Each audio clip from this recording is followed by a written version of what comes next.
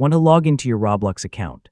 Signing into Roblox lets you access your games, avatar, friends, messages, and account settings across supported devices. In this guide, I'll show you how to log in to Roblox step by step on Windows 11 in 2026. Let's get started.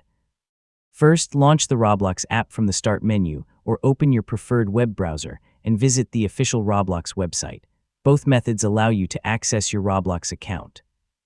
On the login page, enter your Roblox username or verified email address if your account supports it, followed by your password. Double-check that your information is correct before continuing. Next, click the Login button. If Roblox asks you to complete a verification challenge or a two-step verification code, follow the on-screen instructions to finish signing in. After signing in successfully, you'll be taken to the Roblox home page. From here, you can browse games, customize your avatar, manage your friends list, and view your account settings. If you're using your personal computer, you can choose to stay signed in for quicker access in the future.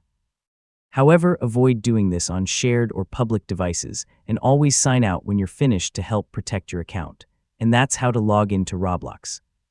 Once you're signed in, you can enjoy your favorite experiences, connect with friends, and manage your account from one place. Thanks for watching, and I'll see you in the next tutorial.